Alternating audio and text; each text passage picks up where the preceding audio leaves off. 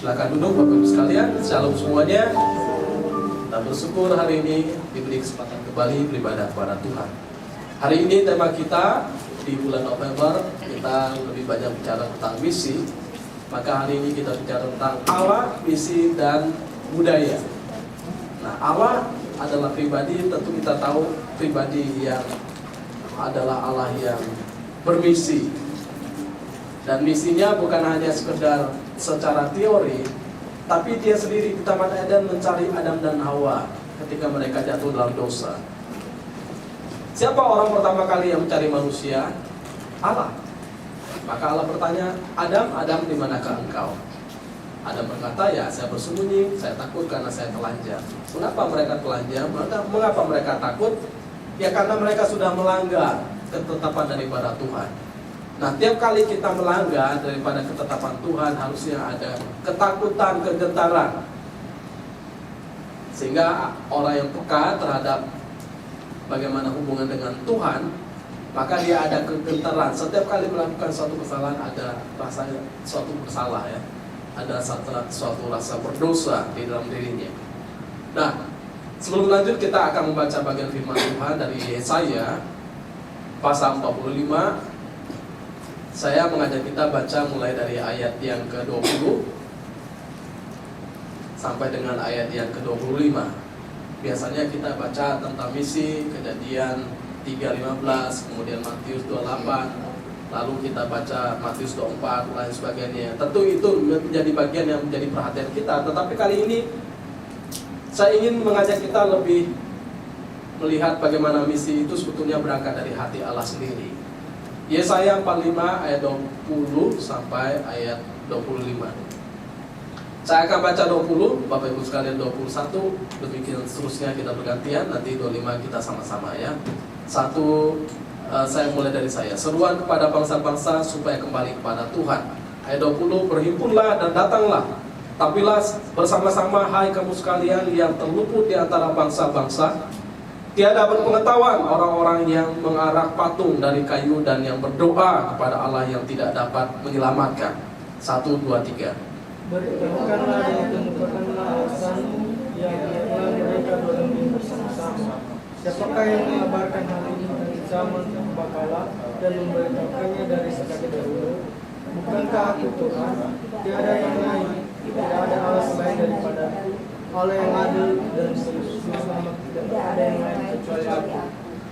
Berpalinglah kepadaku dan biarkanlah dirimu diselamatkan, hai ujung-ujung bumi, sebab akulah Allah dan tidak ada yang lain. Demi aku sendiri aku telah bersumpah dan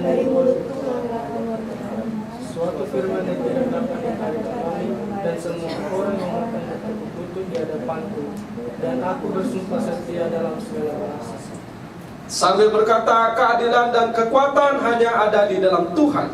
Sebab orang yang telah bangkit amarahnya terhadap dia akan datang kepadanya dan mendapat malu. Satu betul, ya. Ternyata benar dan akan bermegah di dalam Tuhan. Ya, kalau kita perhatikan bagian ini bicara tentang bagaimana Allah sendiri menyerukan tentang dirinya bahwa dialah Allah yang sejati. Ini satu hal yang menyentak saya bagian perikop ini, karena dia berkata bahwa Allah-Allah yang lain yang disembah oleh mereka, oleh bangsa lain termasuk juga terkecoh disembah kemudian diikuti oleh orang Israel, itu Allah yang palsu. Kenapa? Itu buatan tangan manusia dari kayu, bahkan di daerah-daerah tertentu dari batu. Tapi intinya bahwa dia adalah sesembahan yang dibuat oleh manusia. Jadi dia bukan Allah yang sejati. Sehingga Allah menyerukan supaya mereka kembali kepada Allah yang sejati. Dan yang berbicara ini adalah pribadi Allah sendiri. Nah, sehingga dalam bagian ini kita memperhatikan bagaimana Allah sebetulnya mengabarkan Injil secara langsung kepada orang-orang yang salah arah dalam menyembah, dalam berdoa, dalam mempersembahkan sesuatu. Karena Allah-Allah ini adalah Allah-Allah yang tidak bisa menyelamatkan. Termasuk juga Allah yang disembah daripada agama-agama tertentu. Ya, saya sebut bahwa kadang-kadang mereka berkata bahwa Oh, hanya ada satu Allah, tidak ada yang lain. Tapi di sini Allah dengan tegas, dialah Allah satu-satunya yang diklaim bahwa Allah satu-satunya. Jadi demi aku sendiri, aku telah bersumpah, dari mulutku telah keluar kebenaran, suatu firman yang tidak dapat ditarik kembali. 23. Dan semua orang akan bertekuk lutut di hadapanku dan akan bersumpah setia dalam segala bahasa. Jadi dari segala suku, bangsa dan bahasa, mereka akan bertekuk lutut mengakui bahwa dialah Tuhan. Bahkan mereka yang memusuhi dia dengan bangkit amarah kepada dia, dikatakan ayat 24, sampai berkata keadilan dan kekuatan hanya ada di dalam Tuhan.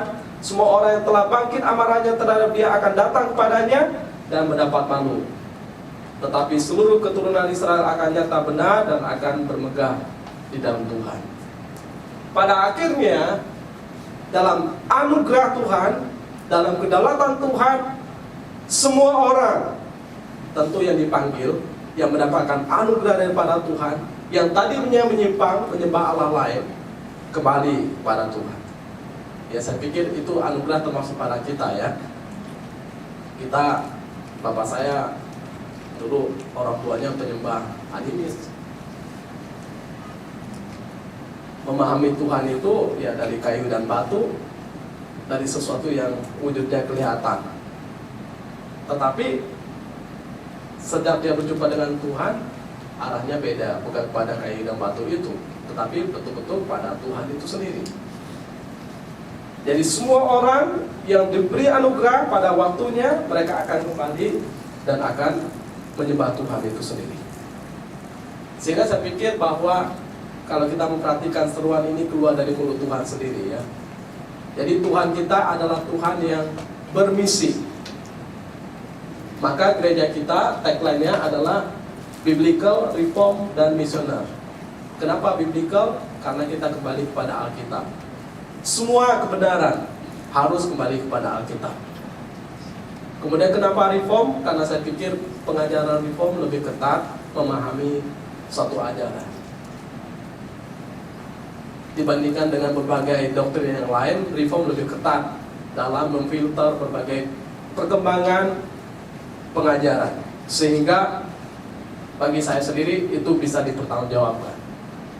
Ya tentu Reform juga berbagai jenis ya. Tentu kita juga harus memilah-milah. Artinya semangat kita adalah bagaimana secara ketat kita mau kembali kepada kebenaran dalam suatu praktek mempelajari firman Tuhan maupun dalam suatu doktrin pemikiran, termasuk juga dalam praktek yang nyata. Kita nggak mengejar uang. Tentu gereja butuh uang, tapi kita nggak mengejar uang.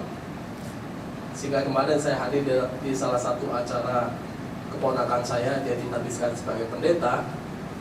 Dia ditabiskan di suatu gereja. Gerejanya sinodenya masih baru, tapi di bawah perusahaan yang sangat besar. Dan pemimpinnya berkata, gereja kita bukan gereja yang cari persembahan, katanya. Ya karena memang nggak butuh persembahan lagi. Dari puluhan pemiliknya aja udah cukup untuk semua gerejanya. Dan saya tahu bahwa wah ini pengembangnya itu luar biasa di daerah Gading Serpong. Jadi kalau kita masuk, wah daerahnya memang daerah yang sangat luar biasa. Tapi yang pasti bahwa ya kita juga bukan gereja yang mencari persembahan, yang memaksa-maksa orang harus mempersembahkan ya harus berapa puluh dan sebagainya. Anda terpanggil memberi, silahkan, dan digerakkan Tuhan silahkan. Tapi tidak ya, bukan suatu masalah juga yang harus kita gembar-gemborkan di sini. Yang pasti bahwa semua kita terpanggil untuk melakukan pekerjaan Tuhan, misi Tuhan yang Tuhan percayakan kepada kita melalui apa? Melalui talenta kita, melalui pemikiran kita, bahkan melalui kasih kita kepada Tuhan. Ya ekspresinya bisa dengan berbagai hal. Ya bisa dengan suatu pelayanan sama seperti saya, atau pelayanan sama seperti rekan-rekan yang main musik, yang WL, yang singer, atau yang beban memberikan materi kepada Tuhan. Itu sebetulnya panggilan saja. Bagaimana panggilan kita karena kita mensyukuri atas segala kebaikan daripada Tuhan. Maka statement saya berbeda dengan beberapa pendeta yang lain. Ada beberapa pendeta yang berkata gereja kita nggak butuh perpuluhan. Konsep perpuluhan masih dalam perjanjian lama. Gereja kita nggak butuh uang. Nah, itu yang kemarin baru saya dengar. Gereja kita nggak butuh persembahan. Ya pada akhirnya juga butuh kan. Tapi kita bicara tentang bagaimana kita sama-sama memaknai bahwa panggilan Tuhan untuk misi itu memang ya harus kita kerjakan. Misi itu bukan hanya berpikir kita pergi ke luar negeri ya, melayani di pedalaman tertentu, atau misi itu kita harus lakukan action yang bagaimana. Tapi intinya adalah misi bagi saya adalah ya kita melakukan suatu pekerjaan yang Tuhan percayakan kepada kita untuk membawa jiwa-jiwa berjumpa kembali kepada Tuhan. Nah, maka misi daripada kita ini adalah yang pertama ya bagaimana kita mengembangkan gereja kita untuk menjadi gereja yang bisa menjadi dampak, berkat, jawaban bagi banyak orang. Mimpi saya adalah nanti ada YouTube, ada talk show, atau ada tanya jawab yang bisa kita berikan yang menjadi dampak bagi banyak orang, termasuk juga lagu-lagu yang bisa kita ciptakan, atau kita ada tim musik. Karena menurut saya kalau kita bicara tentang misi ya bukan hanya khotbah ya tentu khotbah itu bagus sekali, memberitakan Injil itu sangat dampak sekali. Tapi misi bisa kita kerjakan melalui musik-musik yang memberkati orang-orang, meneguhkan orang-orang, atau peduli kasih, pekerjaan-pekerjaan seperti pekerjaan sosial yang menjadi dampak bagi orang, untuk orang melihat bahwa ya kita hidup karena sudah diselamatkan oleh Tuhan, lalu kita memberi suatu dampak, menyalurkan kasih kepada orang lain. Saya pikir itu panggilan daripada kita. Maka panggilan kita adalah supaya orang berpaling pada Tuhan, supaya mereka diselamatkan, mereka dari ujung-ujung bumi. Karena Tuhan berkata, akulah Tuhan, tidak ada yang lain. Jadi semua orang harus mengenal siapa itu Tuhan, harus kembali kepada Tuhan, harus hidup memuliakan nama Tuhan. Karena Tuhan adalah Tuhan yang penuh dengan cinta kasih kepada orang-orang yang membutuhkan Dia. Ada istilah yang bagus dari Pak Tong. Saya pikir ini kalimat yang mungkin yang dia sangat gumuli, nggak sembarangan keluar dari mulut seseorang yang saya pikir yang mencintai Tuhan. Dia berkata bahwa kalau kita mencintai Tuhan, Tuhan mencintai kita.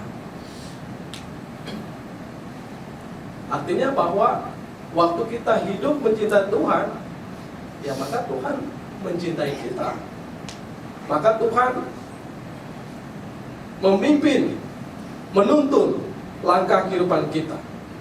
Dan itu sejalan dengan apa yang dikatakan oleh seorang Agustinus. Dia berkata bahwa begini, jadi kasih Tuhan itu dilimpahkan, meskipun itu secara personal sepertinya, tetapi sebetulnya dilimpahkan sepenuhnya, seakan-akan kepada seorang pribadi itu. Padahal Tuhan sedang mengasihi semua dunia. Memang agak rumit memahaminya, tapi bagi saya adalah kasih Tuhan itu, meskipun Tuhan mengasihi semua orang di dalam dunia ini, tetapi secara pribadi kita dapat rasakan bahwa seakan-akan kasih Tuhan itu dilimpahkan secara pribadi kepada saya. Dan saya memang rasakan bagaimana Tuhan mengasihi saya. Sehingga saya pikir, ya saya banyak berhutang pada Tuhan. Tuhan memanggil saya, menyelamatkan saya. Tuhan menjadikan saya sebagai alatnya. Ya bagi saya ini berkat yang luar biasa. Mungkin bagi orang berkatnya adalah ya kita dapat materi yang banyak. Berkatnya adalah ya kita menjadi orang yang ternama. Tapi bagi saya, berkatnya adalah Tuhan memanggil saya diselamatkan, Tuhan mau memakai saya menjadi alatnya. Itu suatu berkat yang besar. Maka dikatakan di ayat yang ke-25, tetapi seluruh keturunan Israel akan nyata benar dan akan bermegah di dalam Tuhan. Pada akhirnya, siapa yang kita megahkan dalam kehidupan kita? Ya Tuhan, karena Tuhan sudah limpah mengasihi saya secara pribadi. Saya nggak tahu pengalaman kita masing-masing ya, tapi saya sendiri limpah pekerjaan Tuhan bagi kehidupan saya. Meskipun saya dengan segala pergumulan, dengan segala kelemahan, dengan segala kelebihan yang Tuhan berikan pada saya, tapi saya tahu bahwa itulah kasih Tuhan yang tercurah, yang limpah. Supaya apa? Supaya saya perlu megah di dalam Tuhan. Akhirnya bahwa kalau kita diselamatkan, kalau orang kembali kepada Tuhan dari segala suku, bangsa, dan bahasa, itu apa? Supaya mereka kembali kepada Tuhan dan bermegah di dalam Tuhan. Ya kalau orang ngerti tentang hal ini, saya pikir mereka adalah orang yang istimewa. Bagaimana bermegah di dalam Tuhan. Karena nggak sedikit orang kemudian juga nggak bisa kan bermegah dalam Tuhan. Udah terima banyak pun masih ngeluh, masih nggak bisa lakukan apa-apa bagi Tuhan. Udah terima banyak, limpah, masih rasa kurang dan kurang. Pas acara pertemuan kemarin, keponakan saya berkata, pemiliknya itu daripada pengembang itu berkata bahwa dia berikhtiar mengambil putusan bahwa 10% daripada seluruh penghasilan perusahaannya akan diserahkan untuk membiayai pelayanan. Akhirnya dia buka yayasan untuk STT, untuk gereja, dan untuk pelayanan sosial yang betul-betul benar-benar limpah. Bahkan kalau istilah mereka adalah semua tercukupi. Dan anak-anak buahnya, ya karena dia seorang pengembang kan, jadi pelayanannya di hotel semua. Termasuk keponakan saya yang di Malang, dia mengembalakan di salah satu hotel. Jadi karyawannya orang-orang hotel dan juga tamu-tamu tentu dari luar, dari luar. Dan tentang salary bulanan, tentang sewa gedung lain sebagainya, ya kalau itu ada sewa, udah jangan pikirin. Bahkan rekan saya yang saya kenal ternyata pelayanan di situ juga, dia nawarin kepada saya, Pak Niko ayo nanti saya bantu katanya prosesnya. Wah apa nggak kita ini juga kan, terpancing juga kan? Nah, kita udah datang ke sana, lihat tempatnya luar biasa. Tapi saya bilang saya kumpulkan dulu. Karena gini, kalau kita bicara tentang pelayanan itu nilainya bukan uang ya. Ya sekali lagi nilainya bukan uang. Makanya saya sangat sensitif kalau orang membedakan orang lain karena uang, atau membedakan orang lain karena saya lebih jabatan daripada dia. Kan berulang-ulang mulai dari kita buka pelayanan ini sampai sekarang saya selalu berkata hal itu. Kita tidak boleh membedakan orang karena uang. Kalau kita sudah jatuh di dalam itu berarti kita sudah salah sasaran. Jadi jangan terlalu memandang orang beruang itu luar biasa, tapi jangan memandang orang yang tidak punya uang itu hina. Karena dunia, jangan salah, dunia itu akan bisa terbalik. Yang biasa-biasa nanti bisa jadi luar biasa, yang luar biasa menjadi biasa-biasa. Ya mungkin Kak Ina sebagai orang yang lebih senior di kita secara usia tahu lah, melihat bagaimana ya itu kondisi dunia ini. Jadi kalau kita mau memandang orang dengan berapa hartanya, apa jabatannya, itu salah. Gereja bukan di situ bisnisnya. Jadi gereja bisnisnya adalah bagaimana kita melayani semua orang, siapapun itu. Tidak boleh membeda-bedakan mau dari suku mana. Nah, sehingga kita juga tidak boleh membedakan ini dari suku ini dari suku ini dari suku ini. Kita semua adalah saudara di dalam Tuhan. Maka Allah mengasihi orang Kembali lagi ya. Allah mengasihi orang sepenuhnya, dan kasih itu seakan-akan dicurahkan satu-satunya untuk Dia. Dan kita harusnya mengasihi sama kita juga begitu kan? Sepenuhnya, dan kasih itu seakan-akan dicurahkan untuk Dia. Nah ini Pak Rafin, Tuhan anugerahkan anak, sudah diserahkan kepada Tuhan. Ya tentu kasihnya itu dicurahkan sepenuhnya, rasanya untuk anak semua. Nah begitu juga kasih Allah, bahkan lebih. Jadi sepenuhnya seakan-akan ini untuk Dia. Dan misi terbesar Allah adalah untuk memang menyelamatkan kita, membawa kita dalam kelimpahan. Maka Yesus berkata bahwa aku datang supaya mereka mempunyai hidup dan mempunyainya dalam segala kelimpahan. Kalau nggak salah saya Yohanes 10 ayat 10. Artinya bahwa kasih Tuhan itu adalah kasih yang diwujudkan dengan motivasi yang besar bagi kita.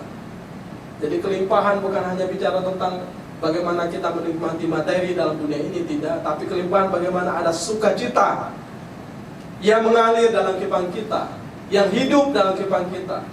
Sehingga kelimpahan itu bukan hanya kita tampung dalam diri kita, tetapi keluar dari diri kita, memancarkan kebaikan, dampak, jawaban kepada orang lain.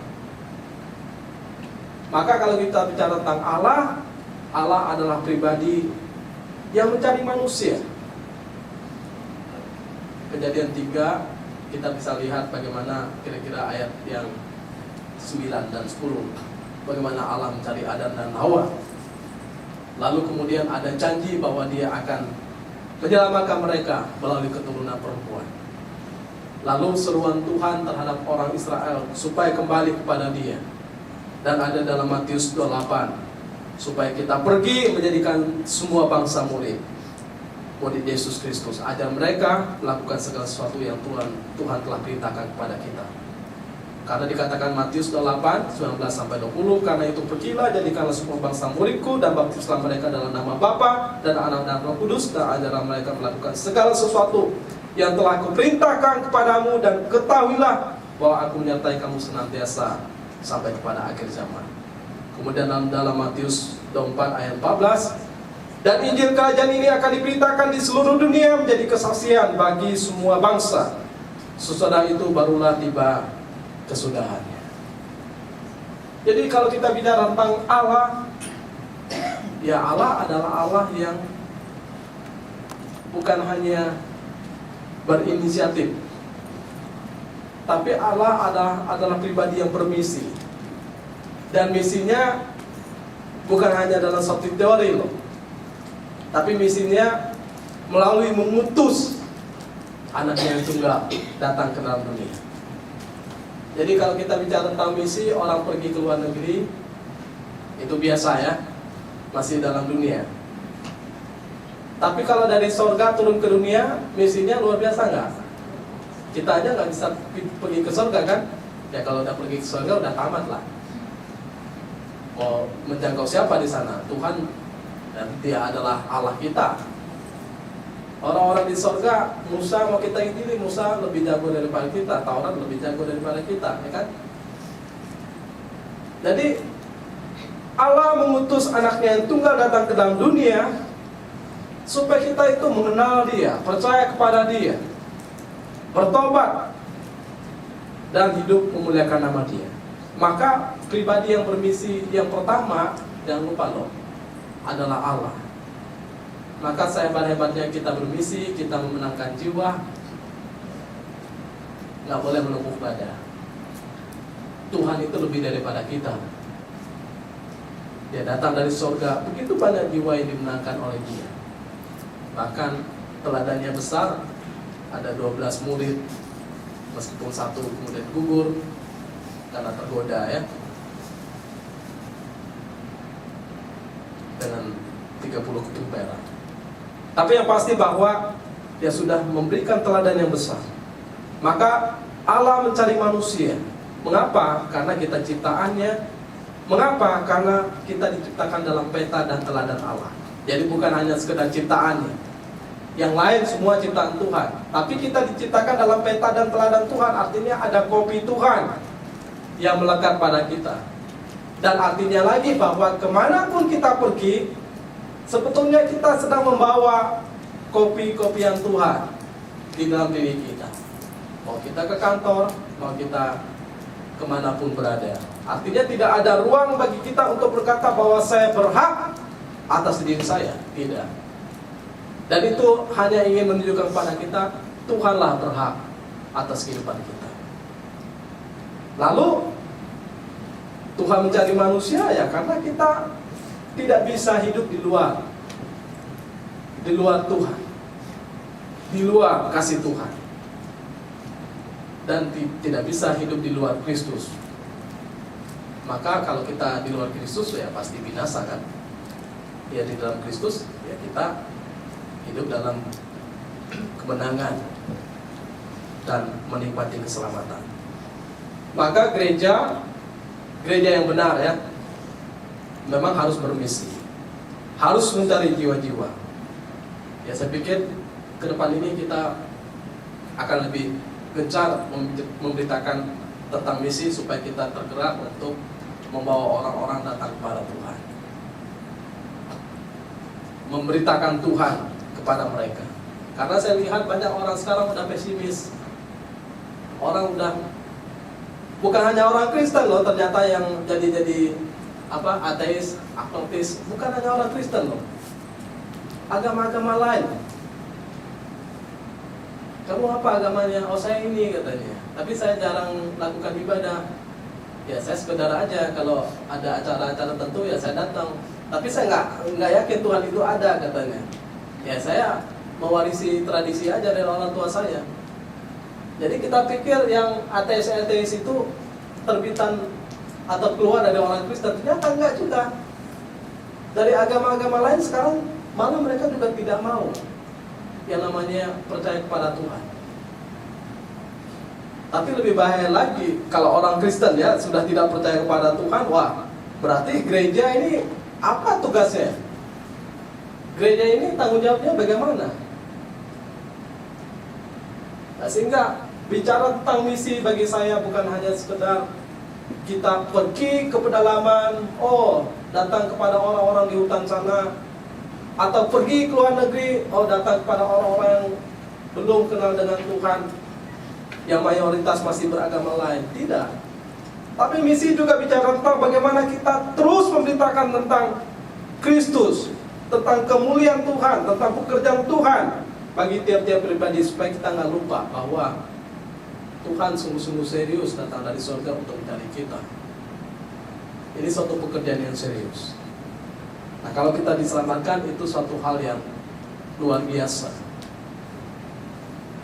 Nah jangan sampai orang menjadi terombang-ambing.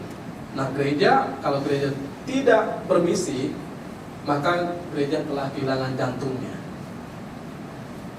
Artinya apa? Mati. Ya saya bersyukur karena kita diingatkan lagi tentang biblical reform dan misioner. Kalau nggak ada misioner, ya udah kita hanya berkutat-kutat tentang yang ada di otak ini, ya kan? Ngomong tentang teologi ini dan itu bagus sekali. Tapi bagaimana kita juga menjangkau jiwa-jiwa, itu lebih bagus lagi. Dan gereja tanpa misi, saya katakan bahwa selain daripada mati, ya pasti salah arah. Jadi salah arahnya adalah kemudian ya ujung-ujungnya keuntungan kan. Bisa money oriented, bisa popularitas, bisa pemuliaan pengagungan diri. Akhirnya nggak heran di gereja-gereja tertentu, wah kita sedih dengar seorang ibu yang kita kenal, ada anaknya mau menikah, dibawa ke pendeta, Pak anak saya mau saya nikahkan. Belum apa-apa pendetanya udah ngomong, untuk nanti pemusik, untuk singer, untuk ini kira-kira 7 juta, 8 juta. Belum lagi dia harus sewa ya kan tempatnya, belum lagi hal yang lain, makan minum dan sebagainya. Ya kalau gereja sudah bicara tentang seperti itu, saya pikir apa yang dipikirkan oleh gereja? Ya kan? Kalau udah bicara tentang, ya kita ini bukan perusahaan yang ngomong di uang di depan. Ya kalau di perusahaan sudah tahu lah. Kemarin juga Pak Martinus pas sharing-sharing ngomong bahwa ya di kantor-kantor tertentu kita sudah menang tender, pasti dia nanti ngomong, Pak jangan lupa ya ini ya Pak, segini ya Pak. Itu bukan hal yang baru kalau di tempat yang lain, tapi kalau di gereja seperti itu hal yang baru, dan bahkan itu sesuatu yang salah sebetulnya. Gak boleh kita bicara tentang hal seperti itu di gereja, karena tujuan kita bukan money oriented. Ya tapi tentu ya kita harus saling mengerti juga. Jadi maksud saya bahwa ya gereja memang dalam hal ini suatu pelayanan, tetapi kalau gereja membutuhkan dukungan ya kita sama-sama mendukung juga. Tapi pikiran yang jelas bahwa kita bukan tujuannya untuk keuangan itu. Karena pada waktu kita melayani ya kita harus melayani sesuai dengan cara pandang ya. Cara pandang Tuhan, bukan cara pandang dunia. Maka kembali lagi ke Alkitab supaya sesuai dengan cara pandangnya Tuhan. Kenapa di bait Allah Tuhan marah? Tuhan Yesus sampai obrak-abrik bait Allah itu meja segala dijungkir balikan. Kenapa? Karena sudah salah sasaran. Bait Allah untuk menyembah Tuhan, untuk berdoa kepada Tuhan, untuk orang mempersembahkan sesuatu pada Tuhan. Jadi sarang penyamun. Kenapa? Jadi transaksi dagang dan sebagainya. Orang bukan ditelancar untuk menyembah Tuhan karena korban-korbannya lalu segera diterima, tapi imam-imam itu berusaha ya dengan taktik-taktiknya. Oh ini nggak layak untuk Tuhan, kamu harus beli yang dibayar Allah, ini pasti layak. Jadi cara-cara mereka itu luar biasa loh. Dari dulu memang orang-orang di gereja itu pintar-pintar juga ternyata hal-hal begitu. Maka Tuhan Yesus marah sekali. Kok orang mau ke gereja kok dipersulit? Orang mau datang pada Tuhan, mempersembahkan sesuatu pada Tuhan loh. Bukan ternaknya minjam, tapi ternaknya memang dibawa dari rumah yang sudah dipersiapkan mungkin bertahun-tahun. Dipersulit. Maka melayani harus melayani dengan cara pandang ya, daripada Tuhan. Pikiran daripada Tuhan. Hati dari hati Tuhan. Dan kasih sesuai dengan kasih Tuhan yang tidak menuntut balas, yang mau melakukan dengan segenap, totalitas, tidak tersisa, menjadi dampak berkat yang luar biasa bagi orang-orang yang menerimanya.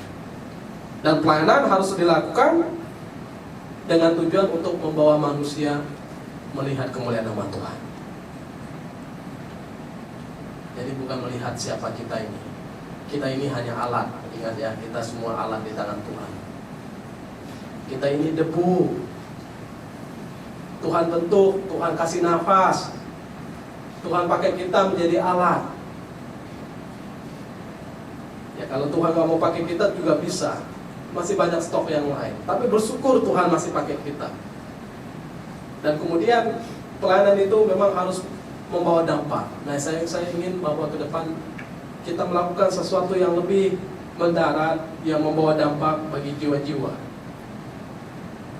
Karena kemarin saya lihat Ibu Vero ya. Jadi dia berkata bahwa bisnis yang dilakukan seringkali bisnis yang tidak membawa dampak, ya kan? Artinya lebih kepada menguntungkan diri, kebanyakan bisnis kan? Tapi dia ingin suatu bisnis yang membawa dampak. Love Care yang dia buat untuk peduli kepada lansia-lansia. Lalu ada daging apa itu? Sapi yang supaya orang hidup sehat. Saya berpikir gini loh, orang dunia yang berbisnis saja berpikir bagaimana apa yang mereka lakukan itu bukan hanya sekedar menghasilkan uang, tapi menghasilkan dampak. Nah bagaimana dengan gereja? Gereja berpikir sejauh itu atau tidak? Apa yang sedang kita lakukan?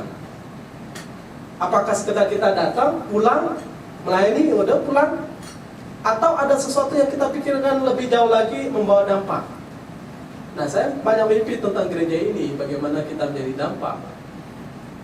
Kalau kita mau pelayanan ke Kalimantan, setahun sekali ada kesempatan mission trip, masih kita bisa atur. Kalau kita mau melayani melalui media musik, ya tinggal asah kemampuan musik kita. Melalui nyanyi, asah kemampuan nyanyi kita. Melalui media, asah kemampuan kita untuk membuat bagaimana media ini menarik, membuat orang lebih hikmat dalam menyembah Tuhan. Banyak hal yang bisa kita create atau ciptakan, buat supaya ini menjadi sesuatu yang berdampak. Nah, karena kalau kita bicara tentang Allah, misi dan budaya, ya budaya bisa budaya secara tradisional, artinya budaya lokal kita masing-masing, budaya Kalimantan, budaya Nias, budaya Manado, budaya Ambon, ya kan? Budaya Jawa. Jadi budaya-budaya itu ada budaya-budaya tertentu yang bisa kita adopsi untuk di mana Injil masuk ke dalamnya. Jadi nggak semua budaya itu buruk ya, tidak sesuai dengan kehendak Tuhan. Karena saya dapat suatu pelajaran juga bahwa ternyata dalam budaya itu ada namanya mengatur tentang estetika, kesenian. Ya, kalau joget-joget atau apa itu kan lebih kepada estetika kan, kesenian. Tapi ada budaya yang mengatur tentang tata tertib kehidupan lokal supaya nggak sembarangan. Nah, misalnya di Kalimantan itu jangan berdua-duaan tempat gelap, nanti bisa ditangkap basah. Artinya nanti baju laki-laki dia ambil sebagai bukti, lalu bisa nanti disidangkan oleh ketua adat, lalu bisa dinikahkan. Ya, jadi itu adat ya, budaya yang dia atur di dalamnya. Ada yang mengatur tata krama, sopan santun, lain sebagainya, tata cara kehidupan masyarakat. Tetapi kalau kita juga bicara tentang budaya yang modern, ya kan? Misalnya budaya sekarang kan semua orang pakai gadget, Android, HP, lain sebagainya. Itu bisa menjadi sarana juga untuk kita masuk melalui YouTube, melalui tulisan, lain sebagainya. Atau melalui puji-pujian. Ya, saya melihat beberapa gereja mereka sangat senang dengan membuat puji-pujian ya. Saya kagum dengan orang-orang yang punya kreativitas dan juga semangat. Jadi kita jangan gini loh, jangan merasa puas dengan keberadaan diri kita. Kita harus dinamis terus bergerak. Jangan pikirkan apa yang orang pikirkan. Jangan pikirkan tentang keterbatasan kita. Coba kita melangkah pelan-pelan supaya kita ini menjadi dampak. Sehingga ini Bapak misi modern, dia bernama William Carey. Dia berkata gini, lakukan hal-hal yang besar bagi Allah dan harapkan hal-hal yang besar bagi Allah. Artinya apa? Semua hal bisa kita lakukan kok bagi Allah kita. Yang terbaik tentunya bagaimana Allah diberitakan, Allah dimuliakan, bagaimana kehidupan orang makin berkembang di dalam Tuhan, makin hidup mengenal Tuhan, bertumbuh dewasa di dalam Tuhan.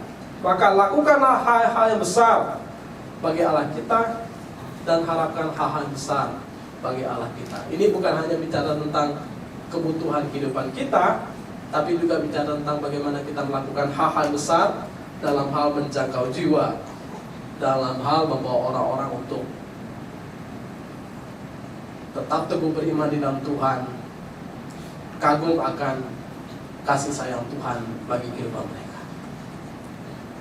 Maka saya harap ini masih banyak anak-anak muda di sini, ya semangat ya untuk ke depan. Siapa lagi yang diharapkan gereja? Ya pemuda-pemuda, anak-anak muda. Ya tentu kita nggak bisa menghindari tantangan dunia ini. Ada tantangan-tantangan, tapi kita jangan larut di dalamnya. harusnya kita menjadi jawaban.